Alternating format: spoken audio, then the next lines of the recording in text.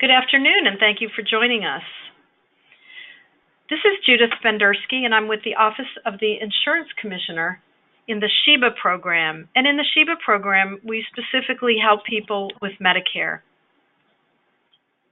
This afternoon, we're going to be sharing some information with you about Medicare and transgender people. With me, I have Sarah Clark. Sarah, would you like to introduce yourself? Hi, Judith. Welcome, everyone. My name is Sarah Clark, and I'm the Regional Training Consultant for the SHEBA program in the Seattle area.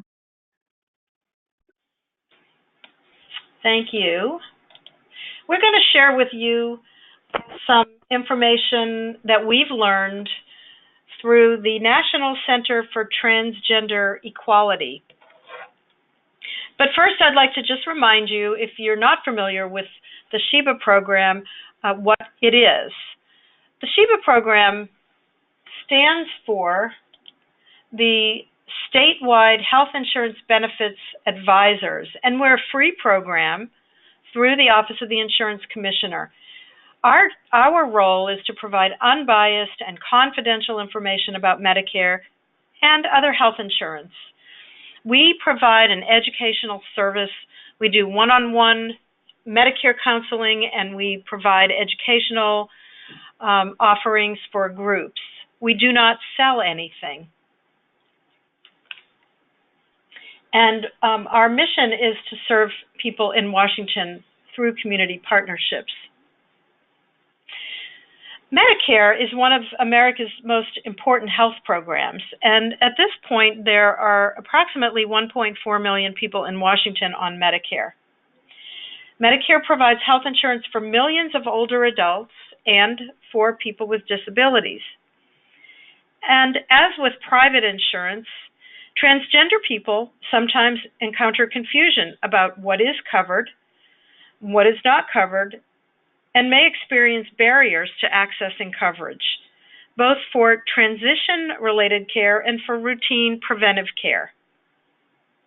So in this webinar, and using an article that we've both learned a lot from, we're going to provide an overview of benefit questions that may arise for transgender people and information on what to do in response to an initial denial of coverage if that is what occurs.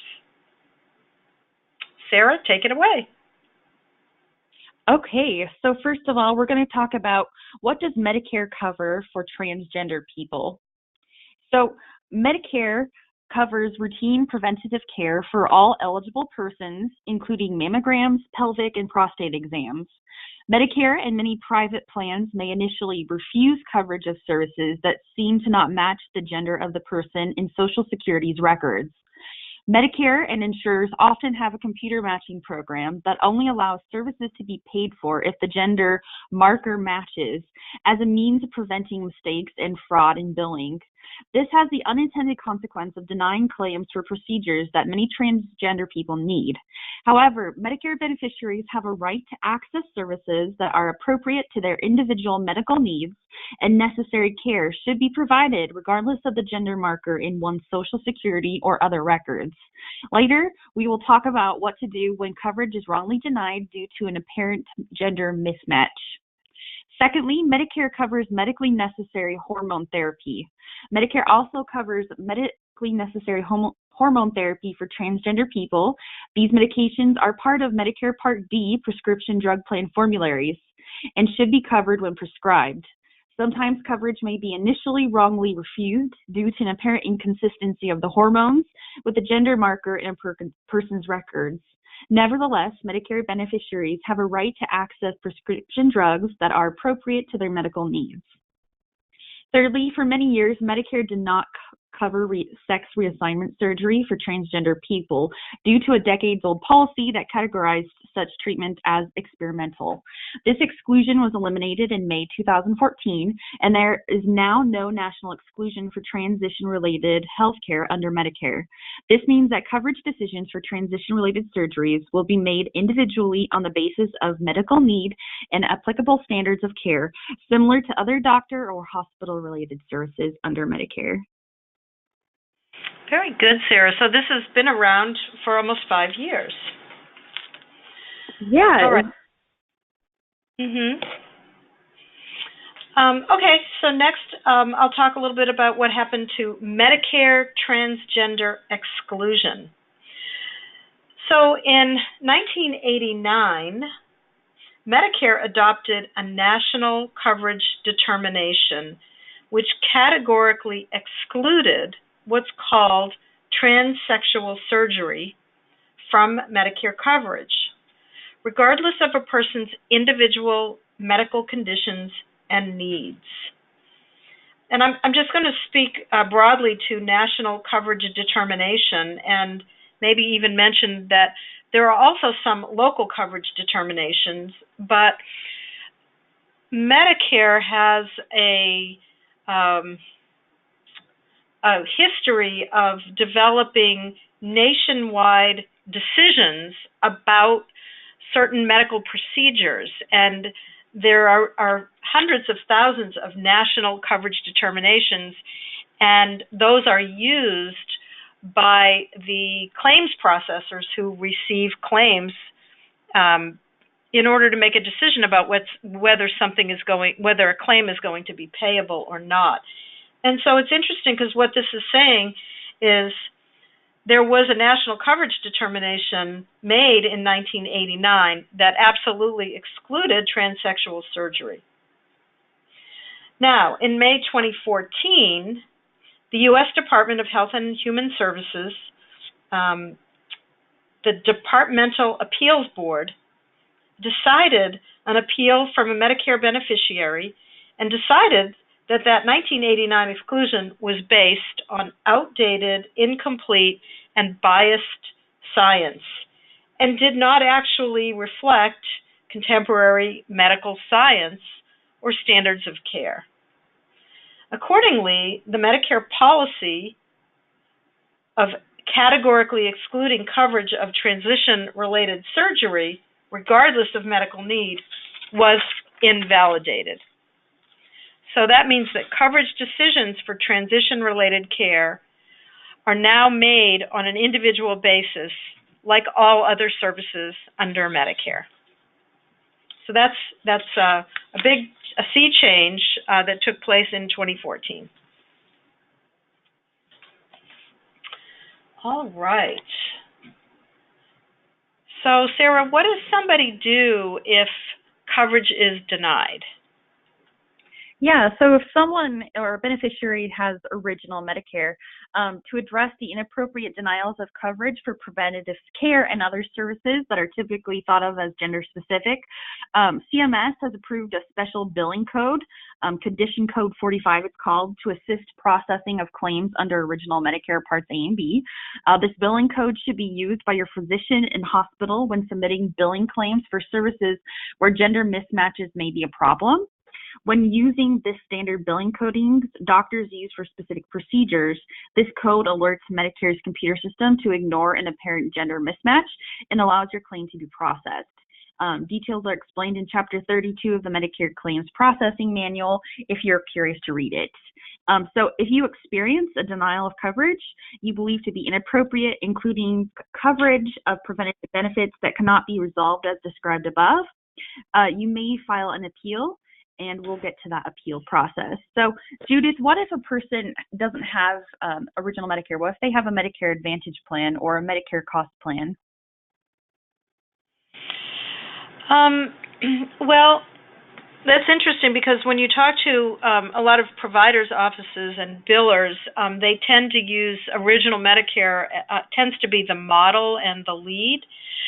So Medicare Advantage plans and Medicare prescription drug plans and possibly, but I'm not an expert on it, other types of health coverage will also likely use this Condition Code 45. It looks to me like the Condition Code 45 actually is for routine preventive care and transition-related care for transgender people, but Medicare Advantage plans may not use that. So that would take a separate conversation with a Medicare Advantage plan if there is a denial which seems to be inappropriate.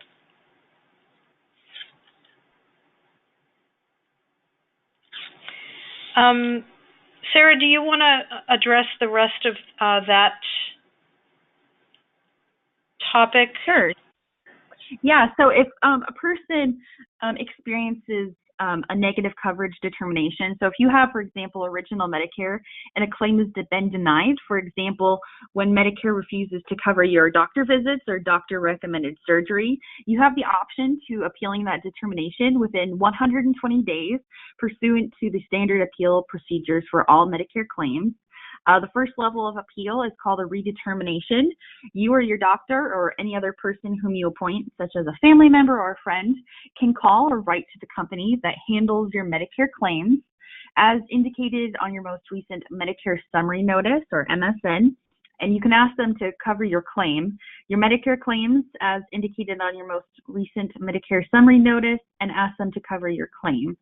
If another person is going to assist you in this process, you should contact the company to learn how to appoint this person to be your representative. Once the company receives your appeal, they usually take 1 week to inform you of their decision, though a faster appeals process is possible in some circumstances, and that's called an expedited appeal, and that's a 72-hour turnover. If the company calls a redetermination is unfavorable, there are several additional levels of possible review by Medicare and ultimately by the court. You can review Medicare's page, How Do I File an Appeal, for more details, and that's on the CMS Medicare.gov website. So if you have a private Medicare Advantage plan, for example, and they deny coverage, the appeals process is similar, but you have to start by submitting an appeal to the plan first. So you can't jump straight to CMS. You have to file your appeal first through the Medicare Advantage plan. So you and your doctor or your representative will have to file the appeal within 60 days to your Medicare Advantage plan, usually in writing. You can do specific appeal procedures, vary plan by plan, so you really have to contact your Medicare Advantage plan to find out those details. So Judith, if a person has a Medicare card and it has their gender marker on it, what do they do if they need to change that? Good question. Let me get this next slide up. So this is what the new Medicare cards look like that went out throughout 2018 with the name and your 11-digit Medicare number. And your hospital Part A and Part B date. But behind the scenes, your number maps to either a male or female gender marker. So there isn't one written on the card, but behind the scenes in the common working file, there well may be a reason that, for instance, a person goes in for, let's say, a pap smear, that there's reason or there's data on the Social Security common working file that the person is a male, it may look like they're ineligible for that procedure. So on the old Medicare cards, they listed gender on the front of the card. The gender marker, as I mentioned, maps to Social Security's record. If the person changes the gender on their Social Security record, then they can request a replacement card reflecting the change. For more information on changing the Social Security Administration record, there's a really good resource on the Center for Transgender Equality's website called Transgender People and the Social Security Administration. The National Center for Transgender Equality has been advocating for the gender marker to be removed from Medicare cards entirely, and as you can see on the new Medicare cards, they are not there. But that doesn't mean that the gender marker has disappeared from everything in the common working file by Social Security. So, this can be problematic, Sarah, and as a society, we're learning to be more understanding of some of the things that can occur to and by transgender people. What if somebody is treated with disrespect? What would you recommend for them? Yeah, so a person encounters disrespect, discrimination, harassment, or other inappropriate treatment related to their gender identity or transgender status. They can make a complaint with the appropriate entity. For problems when making inquiries or appeals to a private Medicare plan, that means like a Medicare Advantage plan or a Medicare Cost Plus plan, you may file a complaint or grievance with that particular plan. For any other customer service problems, we recommend that you contact CMS or your local SHIP office. We encourage you also to share your experience with the National Center for Transgender Equality to aid in their advocacy efforts. That website, transequality.org, has some great resources for getting assistance in that area. Yeah. And also on this particular slide, in terms of reaching the Centers for Medicare and Medicaid Services, we work with our partners at CMS in Seattle, but we are the Washington SHIBA office. The SHIP is the national term, but we are the local sort of ears and eyes for CMS and for Medicare in Washington. So people who feel that they've been treated with disrespect or just having a hard time getting the services that are appropriate for them, medically necessary and appropriate for them individually, should give a call to the SHIBA 800 number. And that SHIBA 800 number is 1-800-562-6900. And many of our SHIBA advisors around the state have been trained and are able to assist people in filing appeals and complaints. Typically, the paperwork that a person gets with a denial is going to spell out how to file an appeal, and it's the first level of appeal is not particularly complicated, but if it involves a gender marker, it may not be something that every SHIBA advisor is able to assist with.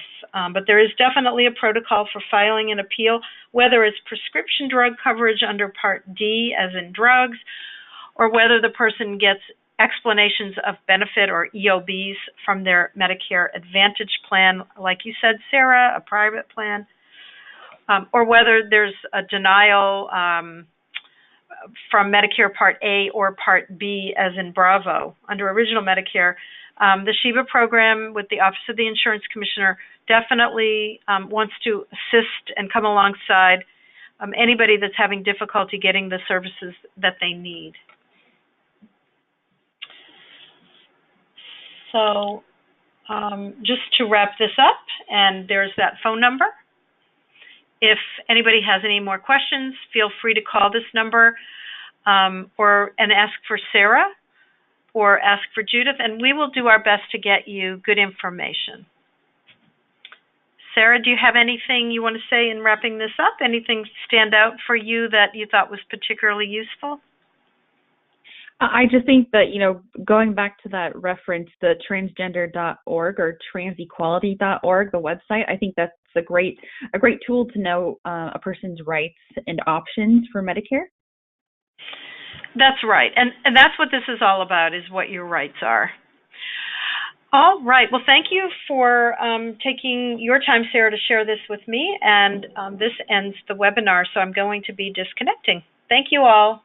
Bye-bye.